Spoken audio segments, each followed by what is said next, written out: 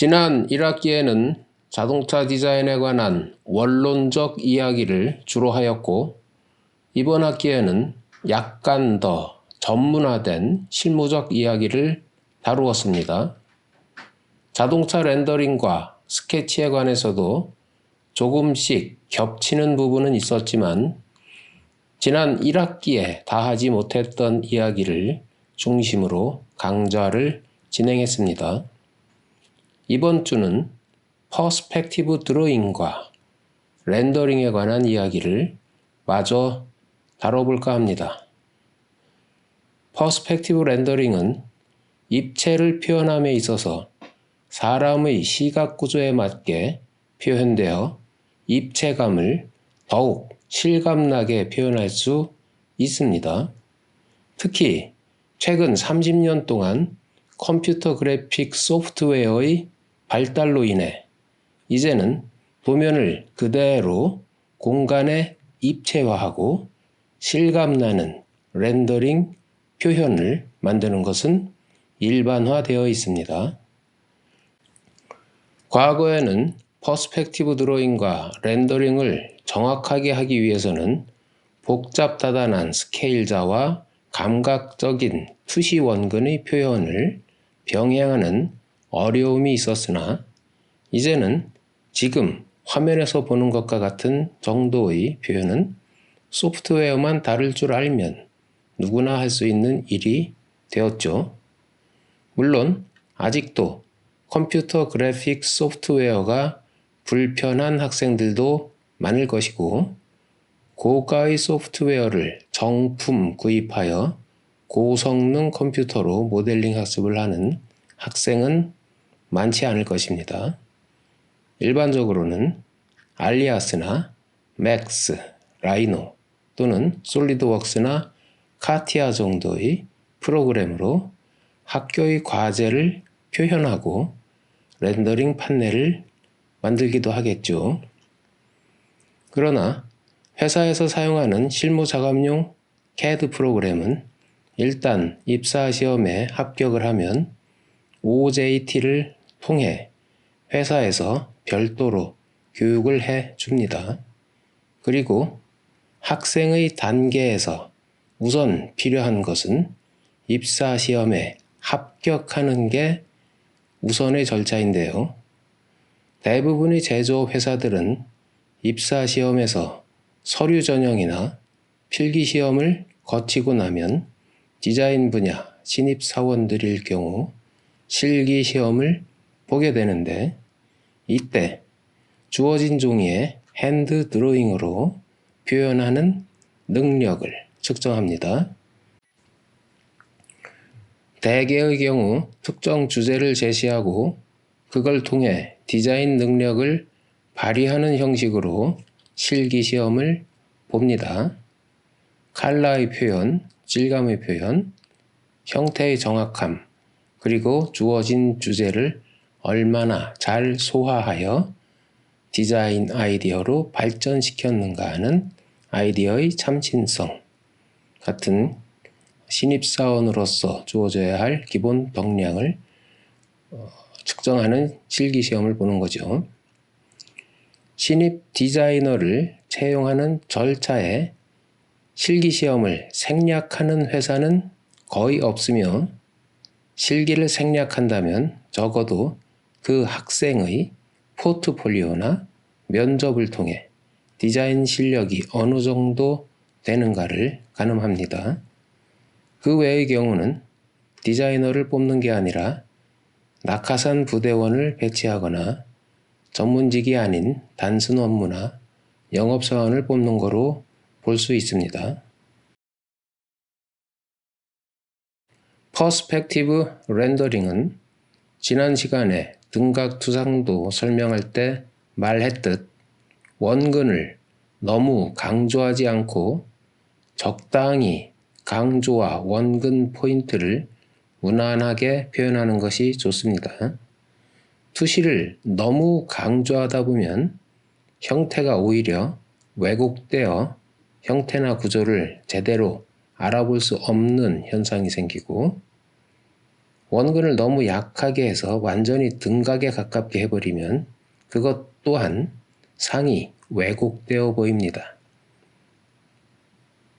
대체로 적당한 퍼스펙티브 비율을 표현하는 렌즈의 비율은 50mm 내외의 표준 렌즈의 화각에서 그려지는 것이 무난합니다.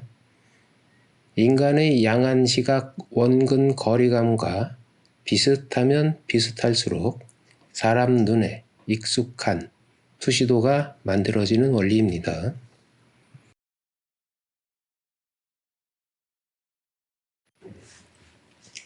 사실 디자이너의 드로잉은 표현 기교나 테크닉이 전부는 아닙니다. 그러나 그림은 전부가 아니겠지만 그림을 세련되게 잘 그리는 건 기본적으로 갖추어야 할 능력입니다. 보기 좋은 그림이라야 일단 관찰하게 되고 질문이 따릅니다. 그림을 못 그려 물어보고 싶지도 않은 그림을 그리게 되면 1차 관문에서 2차 관문으로 넘어가지도 못하는 그림이 되는 거죠.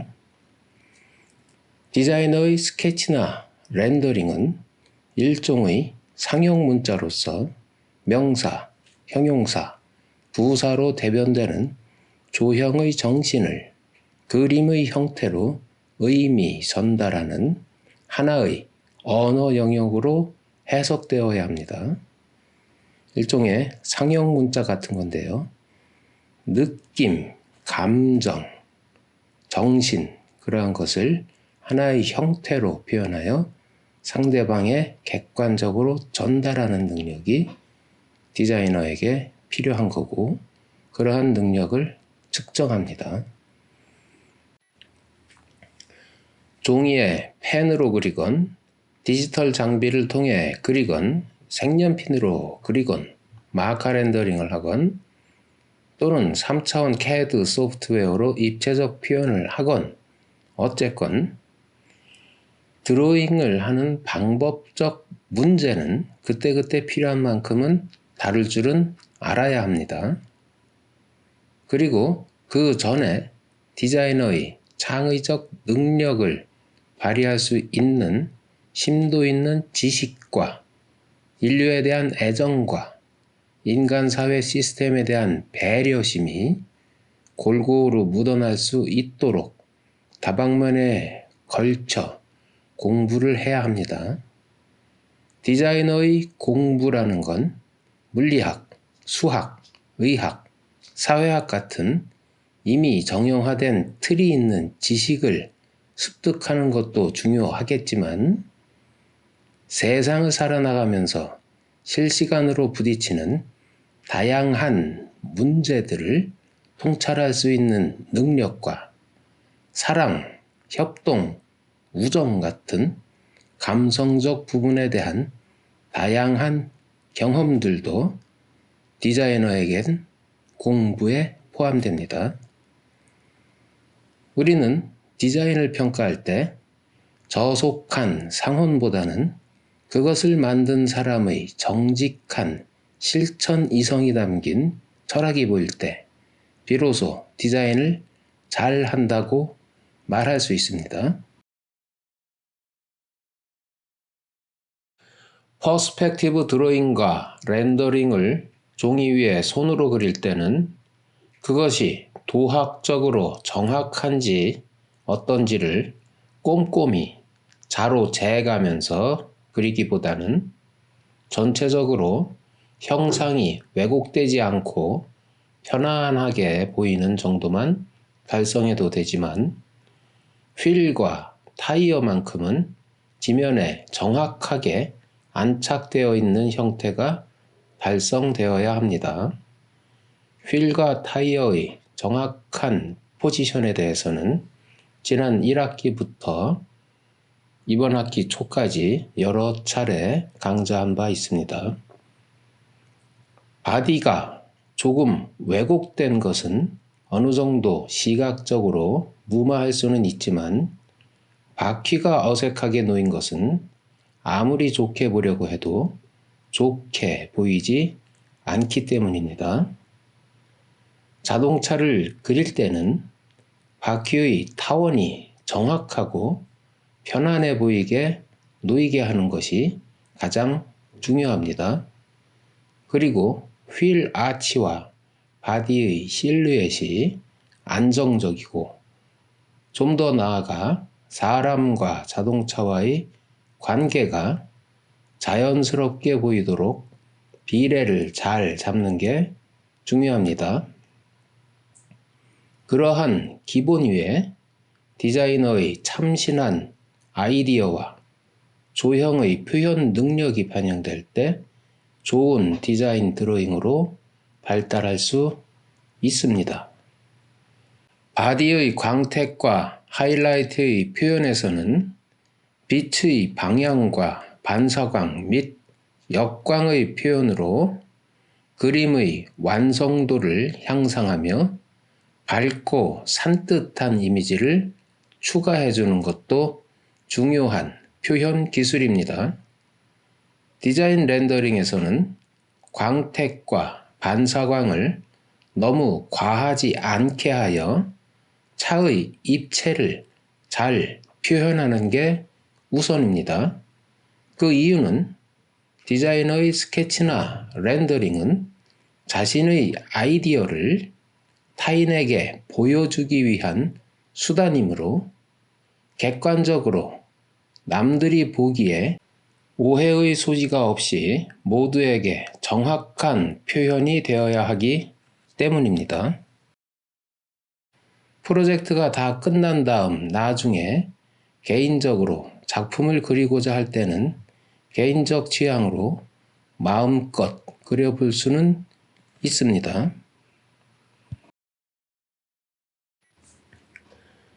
디자이너의 스케치는 조형 언어를 표현하는 기법이므로 가장 맑고 선명한 라인이 되도록 라인 연습을 충분히 해야 하고, 질감의 표현은 주관적이지 않게 금속은 누가 봐도 금속, 플라스틱은 누가 봐도 플라스틱이고, 고무는 누가 봐도 고무처럼 보이게 해야 하며, 이 모든 것은 형태가 정확해야 비로소 의미가 있으므로 정확한 형태를 그리는 훈련은 항상 병행하여야 합니다.